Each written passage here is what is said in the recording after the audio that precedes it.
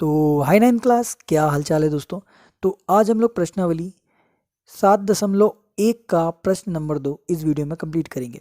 तो हमें क्या दिया हुआ है प्रश्न, हमें प्रश्न में दिया हुआ है ए बी सी डी एक चतुर्भुज है जिसमें ए डी बी और सी के बराबर में और कोण डी ए बी कोण सी बी ए के बराबर है। हमें कुछ चीज़ें सिद्ध करना है। सिद्ध में आपको दिया हुआ है पहले नंबर पे त्रिभुज ए बी डी सर्गवासम में त्रिभुज बी ए सी के। दूसरा क्या है, बी डी बराबर है ए और सी के। तीसरे नंबर में कोण ए बी डी बराबर है कोण बी ए सी के। ये हमें चतुर्भुज दिया हुआ है जो आकृति हमको सवाल में बोली है। ए और डी भुजा, ये वाली जो ए और डी भुजा है ये उसके सामने वाली बी और सी भुजा के बराबर है सवाल के हिसाब से। और जो डी एंगल है वो बी एंगल के बराबर में, मतलब ये जो D angle sorry A angle जो है वो बी एंगल के बराबर में। सिद्ध करने से पहले आपको सबसे पहले ज्ञात जो भी चीज़ें होती है वो लिखना पड़ता है। तो हम लिखते हैं यहाँ पे ज्ञात हमने लिख दिए। ज्ञात में हमें ए बी सी डी एक चतुर्भुज है जिसमें ए डी भुजा बी सी के बराबर है और D A B C B A के बराबर है। ज्ञात करने के बाद हम लोग क्या लिखते हैं, सिद्ध करने वाली चीज़ें। तो यहाँ हमने सिद्ध करना क्या क्या हमको, जो भी तीनों चीज़ें सिद्ध करने की थी मैंने सारी चीज़ें यहाँ लिख दिया। उसके बाद हम चलते हैं प्रमाण में। अब प्रमाण में हम सबसे पहले किसको सिद्ध करेंगे, त्रिभुज ए बी सी और बी ए सी को। तो चलो भाई शुरू करते हैं सवाल को। तो यहाँ लिखते हैं त्रिभुज ए बी डी और त्रिभुज बी ए सी की तुलना। ठीक है, दोनों त्रिभुजों की तुलना करेंगे और दोनों को सर्गवासम बताना है हमको। अब ए बी डी आप देखेंगे कहाँ पर बना हुआ है, ए बी और डी। ये ए बी डी एक त्रिभुज हो गया। दूसरा बी ए सी, तो आप देखेंगे बी ए और सी, दोनों ही त्रिभुज देख पाएंगे आप, ए बी और डी, ए बी और सी। इसमें जो ए और बी जो भुजा है वो दोनों में क्या हो रही है, हमारी ओभयनिष्ठ है। तो हम यहाँ पहले जो ओभयनिष्ठ है उसको लिख देते हैं ए बी बराबर ए बी। ये भुजा क्या है, उभयनिष्ठ है। आप सभी लोग उभयनिष्ठ के बारे में जानते होंगे। आप ऑलरेडी मेरे वीडियो अगर 6 प्रश्नावली 6.1 से अगर फॉलो कर रहे हो उस चैनल को तो डेफिनेटली बहुत सारी चीज़ें आप यहाँ से सीख चुके होंगे। तो बिल्कुल कन्फ्यूज होने की ज़्यादा ज़रूरत नहीं है। ए बी उभयनिष्ठ हो चुकी है। उसके बाद हमको सवाल में ए डी भुजा किसके बराबर में, बी और सी के बराबर में। तो यहाँ आप लिखेंगे ए और डी जो भुजा है वो बी और सी के बराबर में।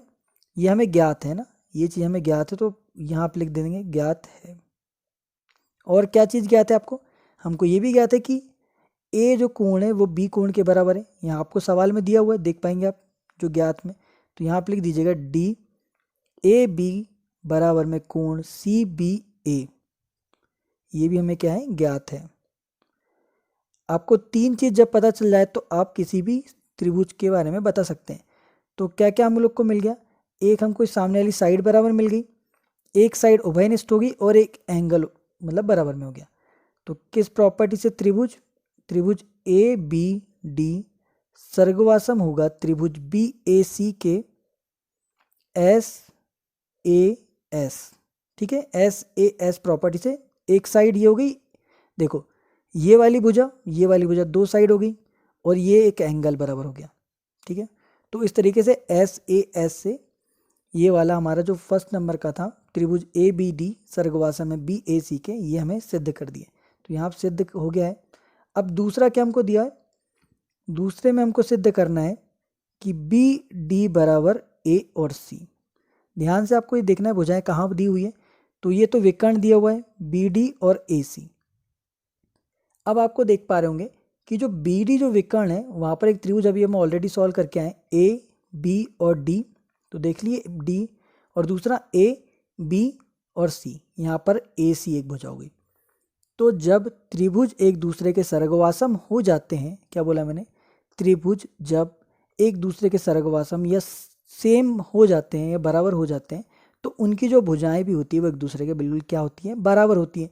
और बी और डी जो है वो ए और सी भुजा के दोनों बराबर है अगर त्रिभुज देखा जाए तो ये हो जाएगा हमारा सवाल सी पी सी टी से। ये सर्गवासम नियम है।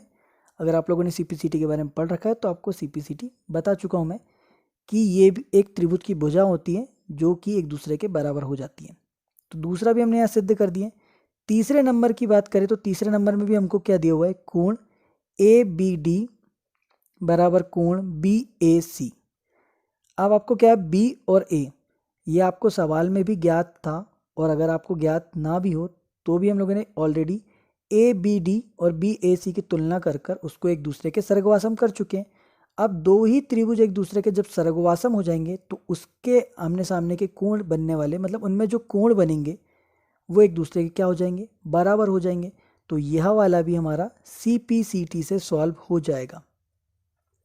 तो ये सवाल में जो तीनों चीज़ें सिद्ध करने की हमको दी हुई थी, मैंने तीनों ही चीज़ आपको यहाँ सिद्ध करके बता दिया है, और बहुत अच्छे तरीके से बताया हूँ। और जो भी अपने दोस्त हैं जिनको ये चीज़ें समझ में नहीं आती, उनको डेफिनेटली शेयर कीजिए। ओके, मिलते हैं हम आप लोगों से अगले नेक्स्ट क्वेश्चन में।